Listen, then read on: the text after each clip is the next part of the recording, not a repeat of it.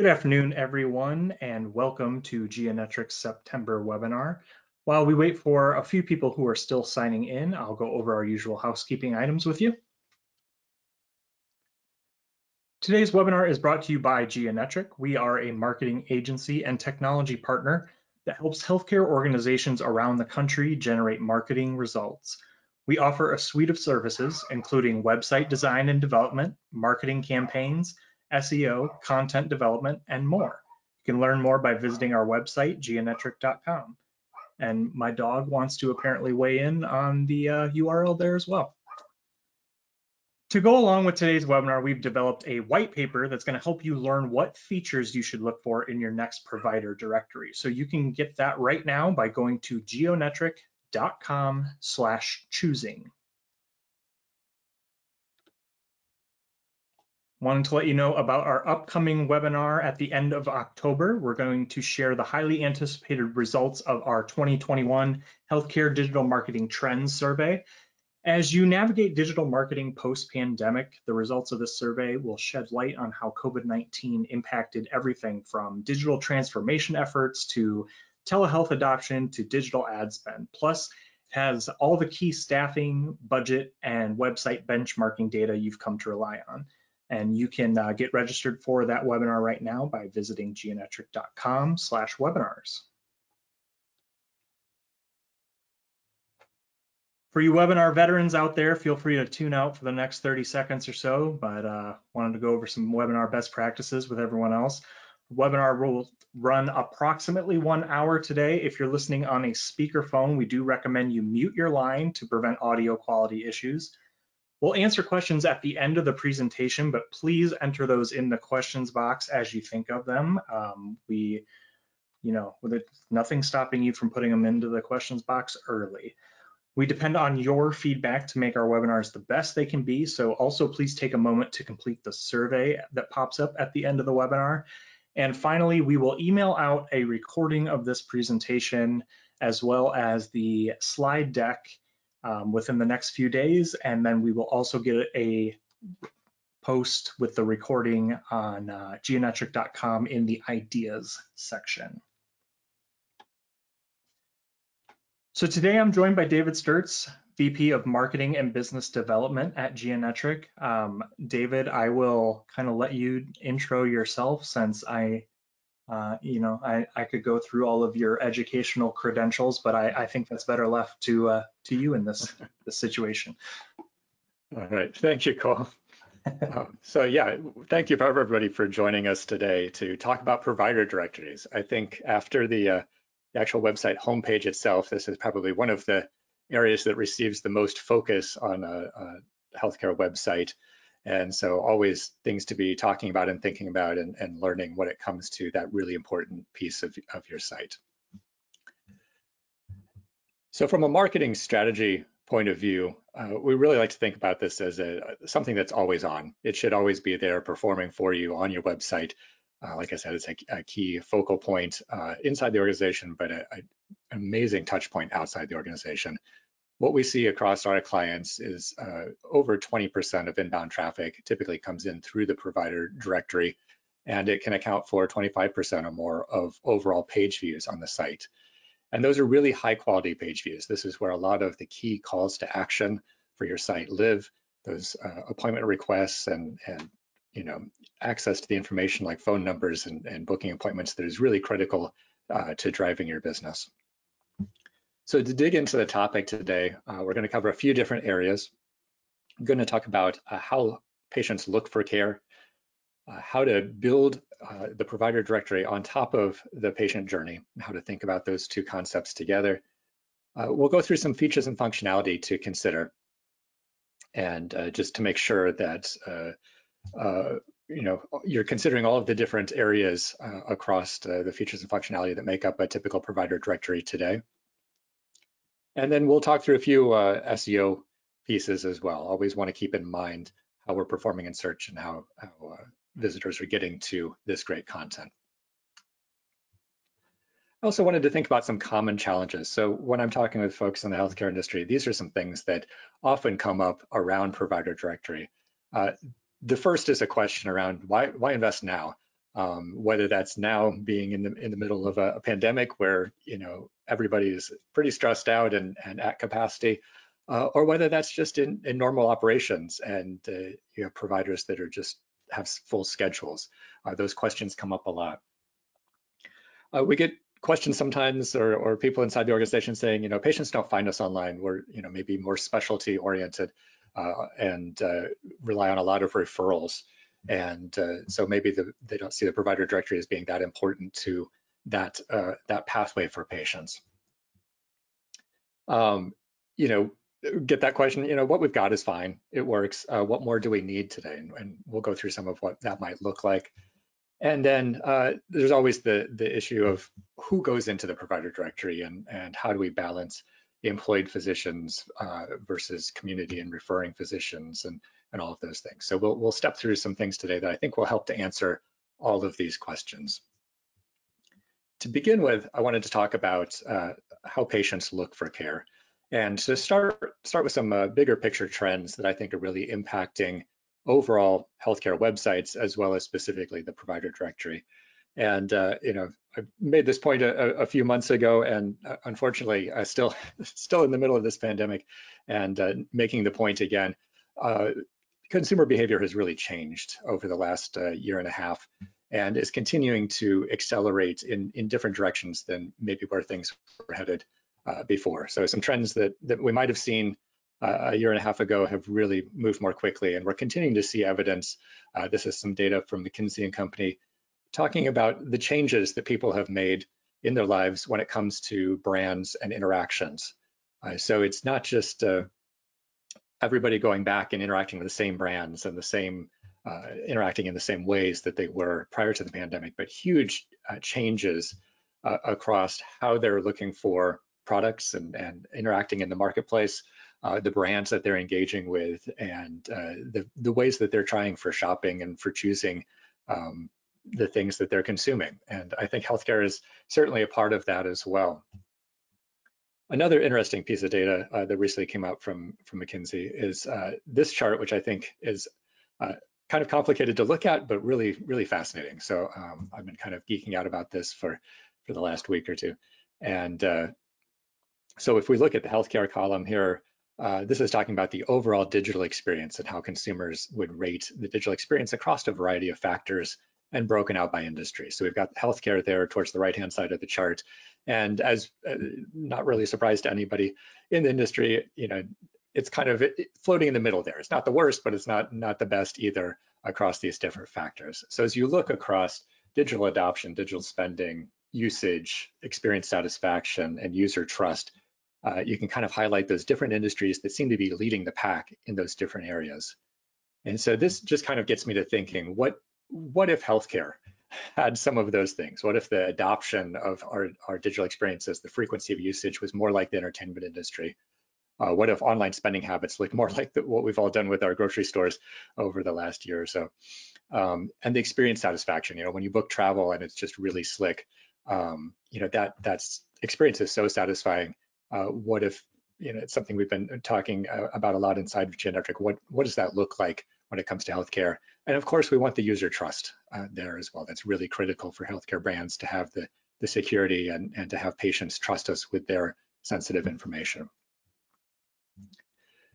So a couple of trends inside the industry that really, I think, relate to all of this and to create those next level experiences. The first one of these is around patient access. And this is kind of the definition I use for that, enabling healthcare consumers to find and receive appropriate, timely, and convenient care. And there's a couple of areas that I think we sometimes skip over when it comes to the provider directory, and I've seen much more focus going on in the last year or two around these. The first of that being, what is appropriate care? And we'll look at some examples when we get to features and functionality of healthcare organizations really helping to direct patients into the right levels of care, whether that's primary care versus specialty care, the ER versus urgent care versus telehealth. What is the right place to start on the journey for your particular need at a point in time? Thinking as well about what is the process? What do I need to do? Do I need a referral to see this physician? Where do I start that journey? and the financial fit, something that's been really challenging for healthcare organizations to put out reliable information about, but understanding if this provider is covered by my insurance and what my cost expectations might be for different types of care is increasingly important. The second piece of this is really the timely and convenient care. And so we'll go through a lot of different features that healthcare organizations are rolling out to help focus around tying that into their provider directory. But it's also important to note that a lot of organizations have these things as strategic initiatives internally.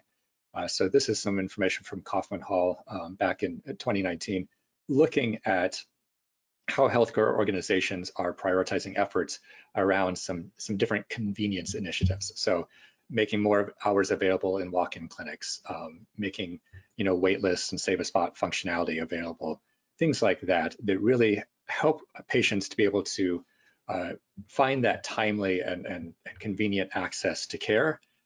It's important as marketers to really tie into these initiatives and to make sure that if organizational effort is being put behind evening and weekend clinic hours, that we're able to support that, particularly through the provider directory, since it is such an important access point to those services.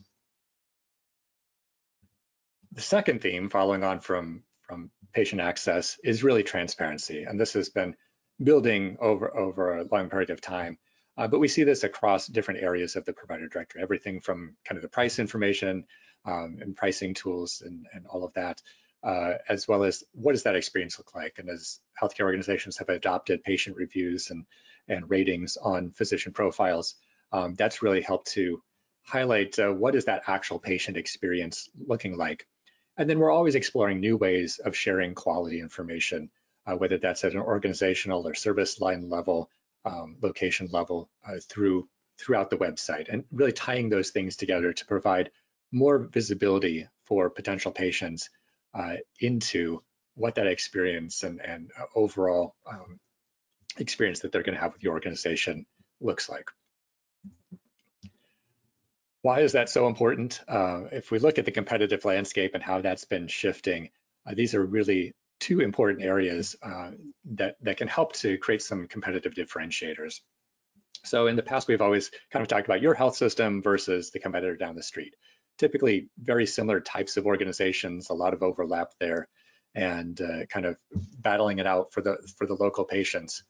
And what we've seen is, increasing number of new entrants into that space, and from companies that are really consumer focused and really attached into the needs of consumers in general, and able to tie that into the healthcare market as well. And so they're able to provide more information and different information when it comes to these areas of transparency or different kinds of access than traditional healthcare organizations have. So as that shift is happening, as we know that patients are healthcare consumers are out there, not being maybe as brand loyal as they have been in the past, it all comes together to make it really important to move these pieces forward. So getting into the nuts and bolts of what goes into the provider directory that can really help with those choices, we come back to this model of how a consumer or a potential patient looks at the providers out there, and breaking that into two concepts. One of those qualification criteria. These are sort of the black and white, in or out kinds of considerations, pass-fail criteria. So do they accept my insurance? If somebody doesn't accept my insurance, it's going to be a steep hill to climb for me to go see them. Is it someplace I can actually get to? How far am I actually willing to go for this type of service? Are they accepting new patients? There's things like, do I need a referral? Do I have that referral already? And do they match my condition, what I think I need for care? And so these help to really narrow that field down. And then there's those sort of ranking factors, the selection criteria that are a little bit more qualitative, a little bit more nuanced, of just, am I going to like this person? What's this experience going to be like? Do I trust them? Do other people trust them? Are they any good at what they do? And that really loose area of convenience. So how far am I willing to go, or how convenient does it feel like this is going to be when we get there? So these are all components that need to make up the profiles that you have about your providers and the care that they offer on your site. So breaking that up just a little bit more, when we're thinking about those provider profiles, there are a number of different areas and approaches to make sure that we're tackling. So within the profile itself, making sure that we've got clear callouts around the conditions treated, the provider's expertise, things that speak to their likability, the convenience, the endorsement, whether that's of their peers or the patients, reviews and ratings do a great job at that. And then the access, how do you actually get to see this person? What are the steps you need to go through? What are the different access points you can take to actually take some action and begin a relationship with this provider? Within that profile, we always like to advise around the content that goes in there, thinking about creating a narrative. And a lot of times there's this prose content that goes in there around who this person is that helps to tell their story. And here we want to be focused on humanizing that professional and the commitment to their work, helping to really start that relationship off on the right foot. We want to keep this user-centered as we do it. There's sometimes a tendency to get very technical and jargony, or to be really have that internal perspective versus thinking about it from a benefit-driven perspective from the user's point of view. And of course, keeping it simple. So I thought this was a great example to call out from this provider profile from PIH Health. It really tells the story of this doctor and how her parents worked in healthcare and she was drawn into medicine, and the importance she places on education, educating others on health and wellness. Really starts to tell a life story there, and you start to make that connection with the provider. So something that can be done through that biography, but then taking that another step, and we continue to see organizations really investing in not just that prose content, which is important and provides great access to that information, but looking at other forms of media to help tell that story as well. Everything from videos to podcasts, blog posts, webinars, and even downloadable articles from those providers, depending on exactly what specialty area they're in. All of these kinds of things can really make sense and help to tell that story in different ways. And the more that you can interact online with that provider, the better sense you get of who they are as a person and as that important care provider in your life. So those are all things that can go into that provider profile. But something else to think about is where that profile fits in the patient journey. So typically we're thinking about that find a doctor feature. You go to the website, you show up there, you click find a doctor, and I'm looking for a new physician. And we've oftentimes fit that into this sort of prototypical patient journey somewhere in this spot. I'm going to go here. I've got an idea of a condition or a need that I have. I've done a little bit of research about what kind of physician might treat this or what kind of treatment I might need. And I've decided I need a doctor for this, whether that's I need a new primary care doctor or I need a specialist that can treat this particular need. And then I go start searching for that doctor. And I think what is important to keep in mind, and this goes to some of those earlier kind of internal questions that come up, is that that's just one use case. That's just one spot in this cycle where the provider directory fits in. And we see a number of other places where patients are interacting with this kind of content. So part of what they're doing in this the care options phase is really making sure that in addition to finding the doctor, are there appropriate and timely and convenient ways to get care from that provider? We've got the actual booking of the appointment happening here. We've got even after an appointment is booked, evaluating that referred provider. So if you're referred from your primary care to a specialist, I'd be willing to bet the first thing a lot of us would do is go Google that doctor and find out who they are, what they're going to be like, and start to form that first impression.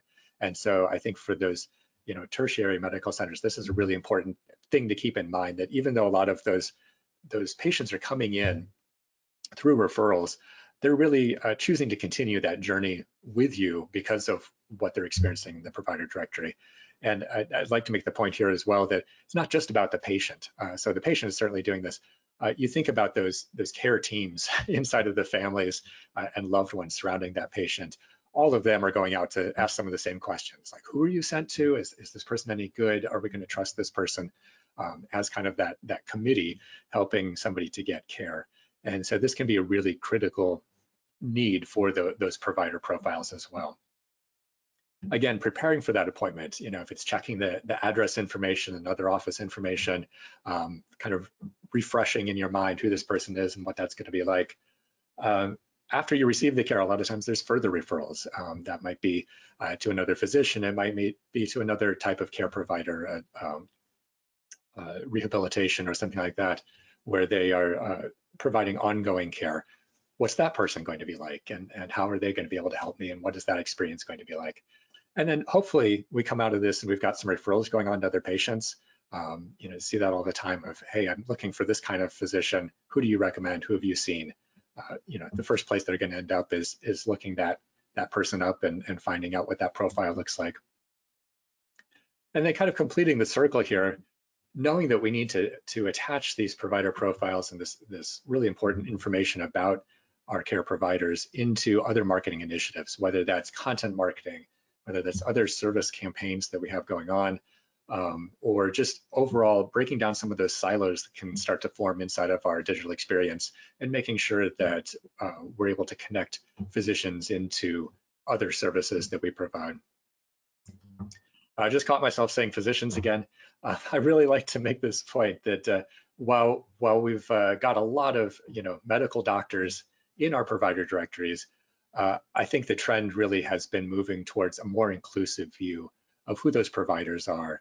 And so this is just kind of putting that in context of employment trends. This is looking at the US Department of Labor's occupational outlook of growth in some of these areas.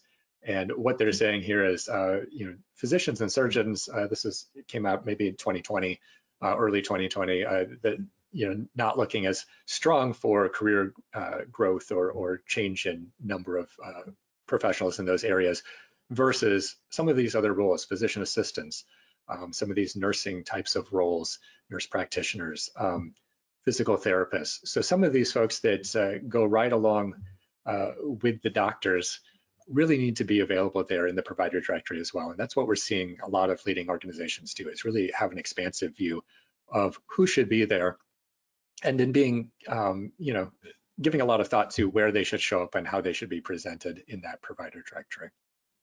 Again, this is important for that validation. So as you've been referred to that physical therapist, understanding who that is, what they're going to be like, what their qualifications are, and really feeling good about that experience is pretty critical for patients. So now I wanted to get into some of the features and functionality and kind of give a little bit of framework for what goes into that actual provider directory and how some of the pieces come together and how they work. So this is kind of that starting model. We've got two sides of this feature. So thinking about provider directory as just kind of one big blob here. We've got the piece that really creates that user experience, the part that is visible to people when they visit your website or interact with your digital ecosystem. And then we've got that kind of content management backend that really pulls all of the pieces together. On that user experience side, we've got a number of parts that are pretty common there and really create that on-site kind of experience. So search and filtering is a key piece of that. Relevance and engagement. So how do you break down the silos across your site and present relevant information alongside of your service lines or alongside of locations that connects them to the physicians and other care providers that are associated with those areas?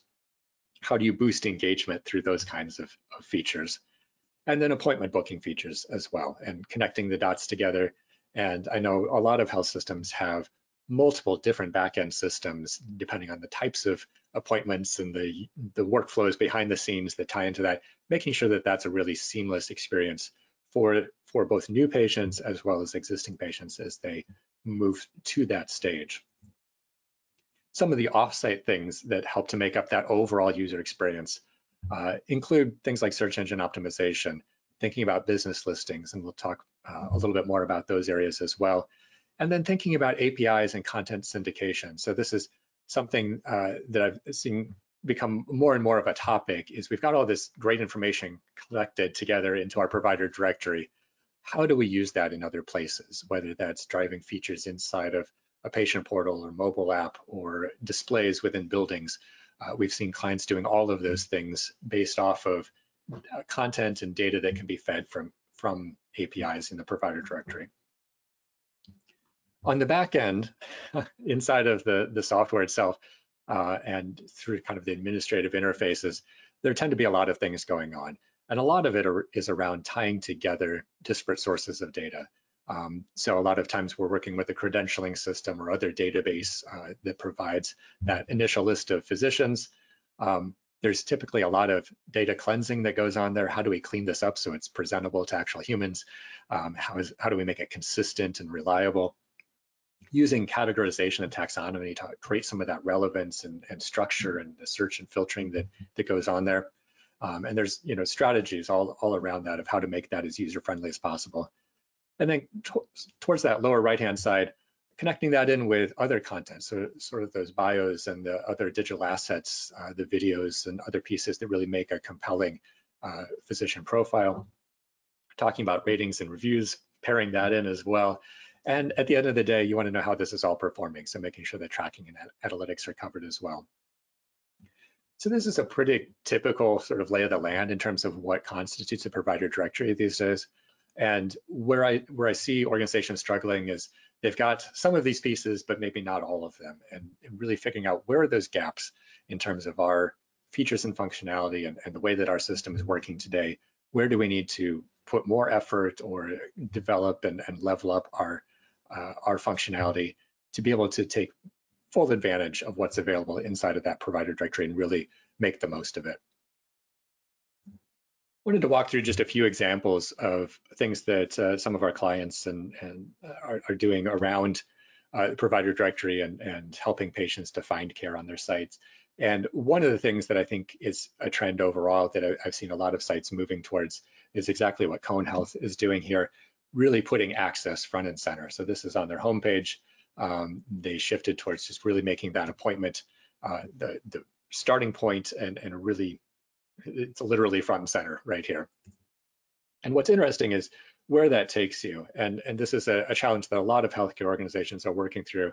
There are so many different options for getting care. How do I understand those as a healthcare consumer? How do I make the best choice?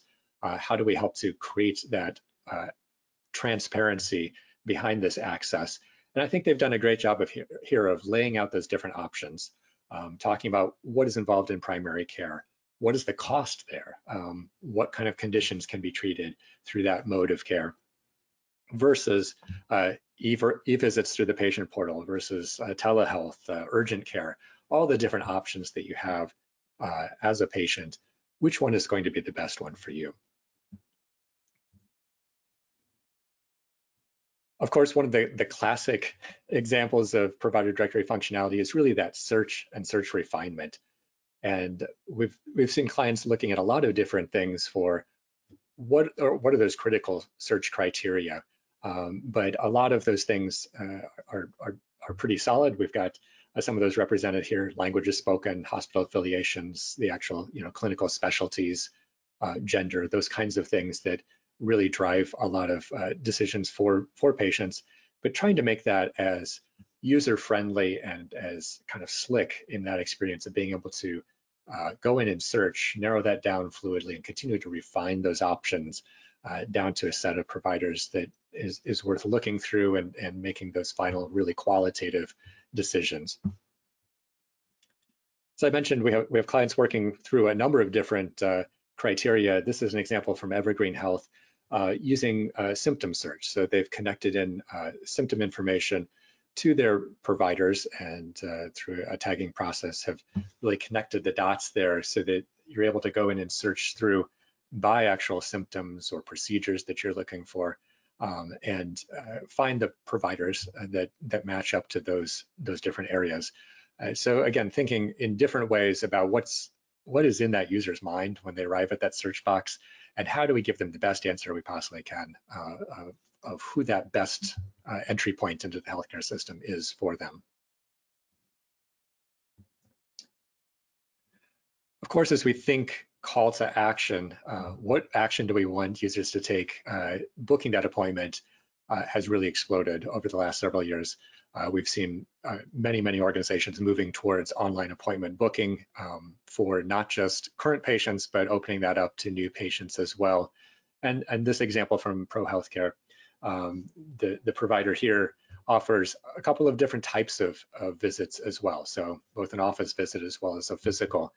So giving more options and more clarity of what those options are to patients as they're booking that care, but really having those clear calls to action. You can see those bright green buttons jumping out to make a phone call or to schedule online right at the top of the page, making sure that those are connected in across your provider records. ProHealth has also done some great work here with helping patients to navigate, again, finding the right care options, this time rather than by as much type of care, but digging into the specialties and helping to find appointments on a specialty basis, which can really be a useful way to look at, I know what specialty I need or what type of care that I need, but it's more important to me to find somebody quickly, maybe than digging through a bunch of provider profiles. So again, providing different ways to access that care and to organize that experience. Telemedicine has certainly taken off in the last couple of years, and that's something that we're seeing clients continue to iterate on how they've integrated that into the provider profiles. And so this is another example from Evergreen Health, where they've got those telemedicine visits available, that little flag there, right next to the calls to action. So you know that that's something that this provider supports and has available. We've seen a number of different ways that that can be connected into the physician profile, but I think the way they've done it here really speaks to the importance of that from a healthcare consumer mindset. I want to know that that's an option, that I'm looking for a provider that will make telemedicine available to me. As I've experienced that over the last couple of years, maybe I really find that a convenient way for certain types of care. So we want to make sure that that is clearly indicated within the profiles. A little bit outside of that, physician-specific appointment booking, we have a lot of clients as well working with, waitlisting and kind of that save a spot kind of approach, as well as wait times. So this again provides more clarity and more insight around access to care, whether that's on a location basis, urgent care or emergency department, those kinds of things, or on more of a specialty level. So something we're continuing to see organizations move forward with. And then there's always those use cases that are a little bit outside of the ordinary and challenges that we run into. So not every physician is necessarily in all of the systems or able to make appointments available to be booked directly online.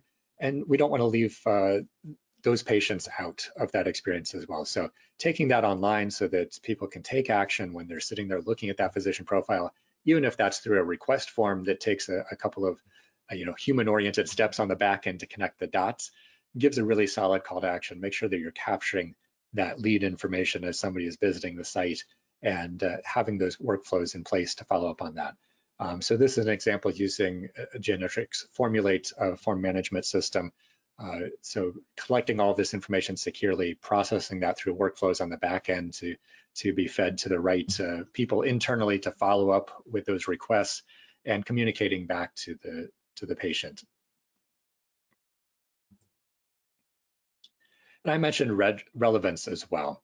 So again, this is an example looking at information around the family medicine service offering at Essentia Health, and they've connected in the related physicians here. So making sure that we're making those ties between the services that are offered that somebody may be looking for, coming at, okay, I need a new family medicine provider, and making sure that both the information about the services and the information about the physicians themselves are connected together to create that really relevant experience. So this can be, topically relevant, it can be geographically relevant, a lot of different ways to drive this using both connections created across the content as well as linking and personalization technology and things like that to make sure that you're really surfacing the most relevant and most appropriate care providers that you can.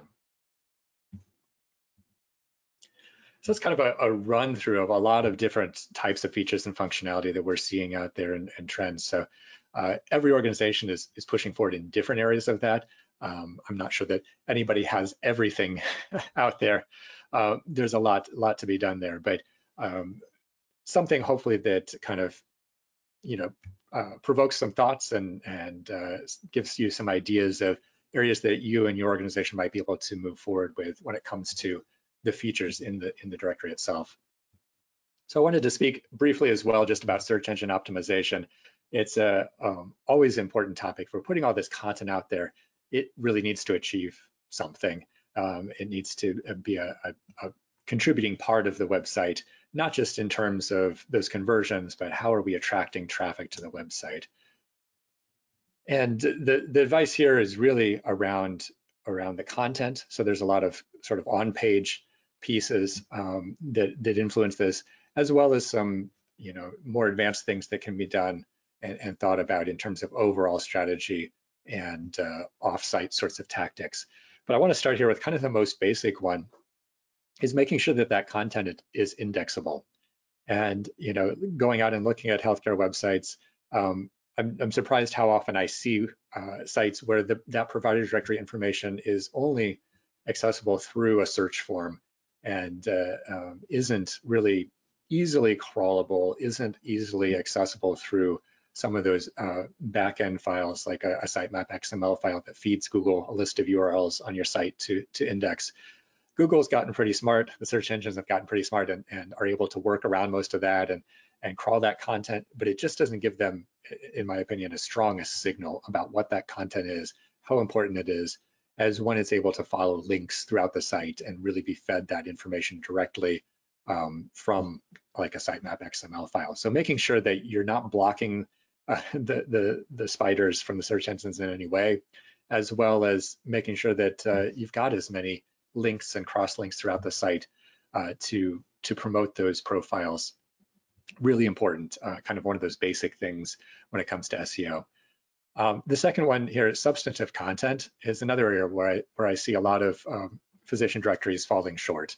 Certainly it takes a lot of effort to write those kinds of profiles that we've been looking at, but that's a big part of search engine optimization, is having solid content and more than just a name and address and phone number for somebody to go see.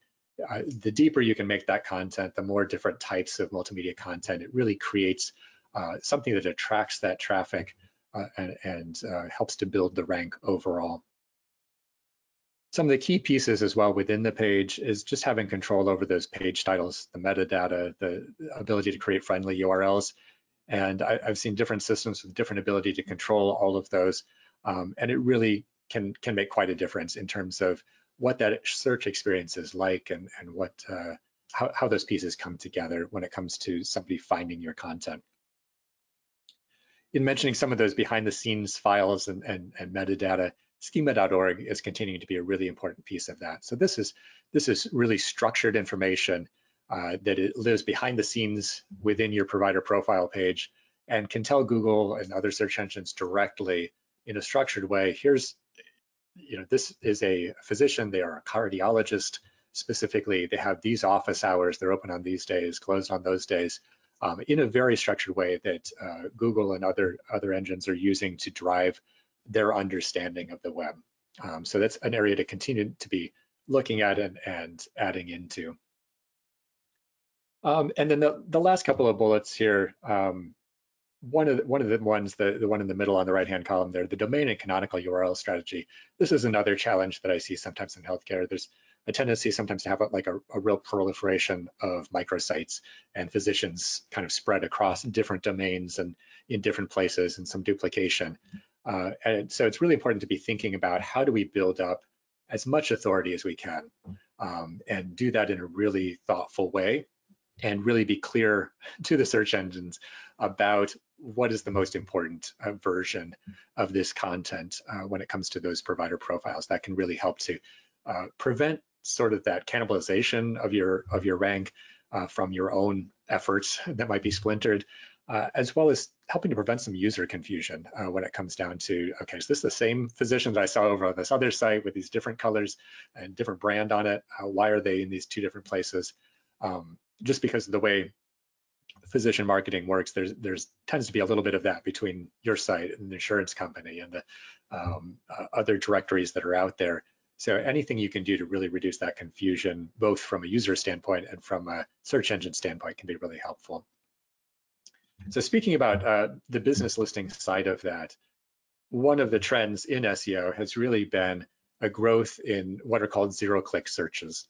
And these are searches, we didn't know there was a name for it, but we've all done it, where you search for something, you find the answer right there on the Google results page, and you're done. You've got your answer, you can call the phone number, you've got your maps and directions. You can really take action right from that result without ever visiting the actual website that information came from. So we want to make sure that we're paying attention to that as well, because at the end of the day, what matters is that you've got somebody booking an appointment with that physician, whether your website is in the middle of that process or not. We want to make sure that we're connecting that patient to your doctors.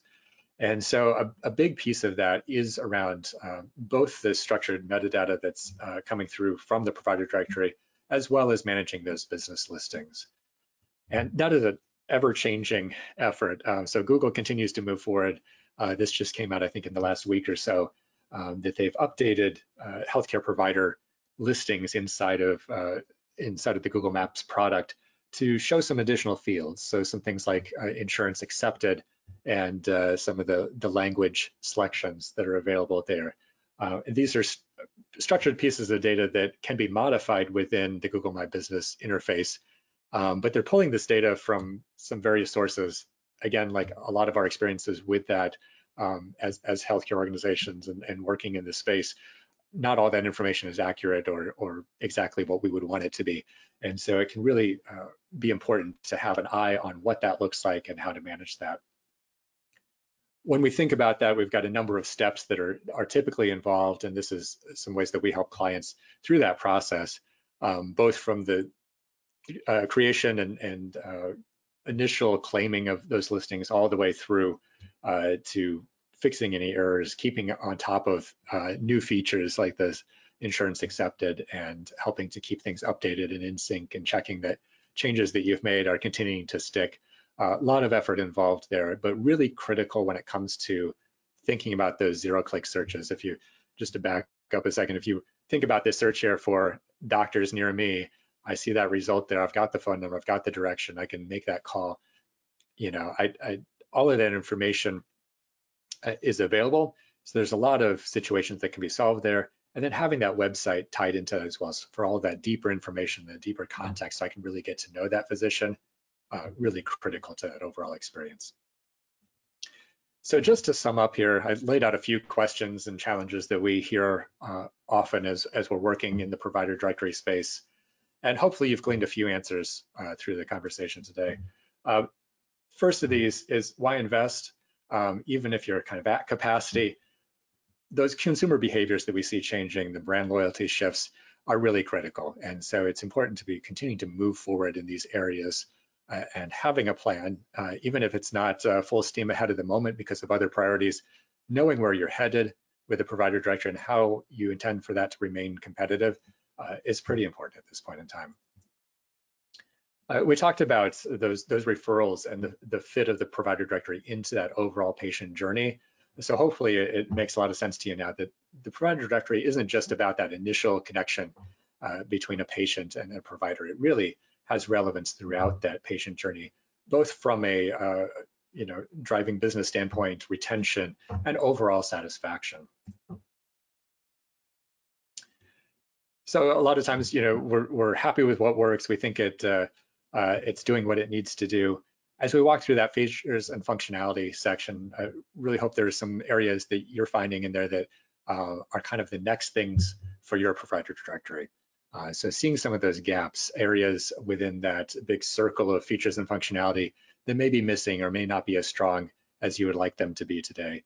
And that overall can really negatively impact that overall performance. So this is a feature within your digital ecosystem that really should be driving a lot of business for you. It's important to kind of make sure we're checking all the boxes around those features. And then again, touching on that SEO strategy, when it comes to who's in the provider directory, how big that is, and how inclusive, it's really important to connect that back into how it can drive value for the organization, and thinking about it not just as a promotion of a subset of providers, but also as a way of attracting patients overall. So those additional provider profiles that you can have out there help with overall SEO, really helps to show a depth of content, and for Google to understand you as a great source of information about care providers in your local area.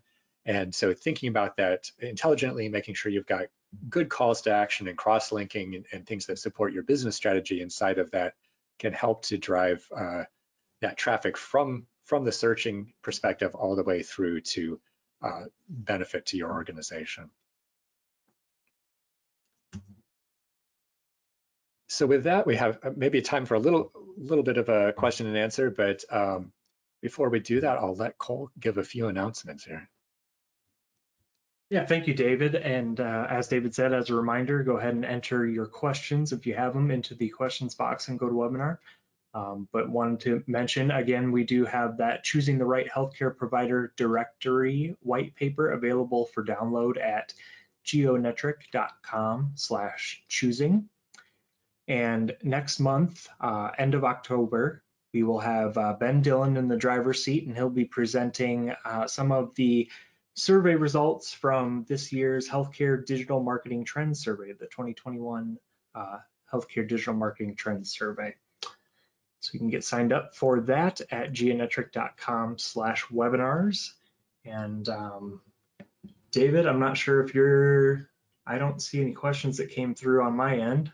But yeah, no questions at this point. So I'll just give an extra plug to Ben's webinar next month. This is just fantastic data, and you know, like you probably noticed, I like sharing data and information. So it's tough to kind of be waiting to pull all this together. We're still kind of putting some of the final touches on some of this. So excited to be able to share that as Ben presents that next week, and to really have some of that information about what's been happening in the industry over the last year and how marketers are responding to that. I think it'll be a really valuable webinar. Yeah, seconded. So with that being said, thank you so much, everybody, for attending this month's webinar, and hopefully we'll see you at the end of October.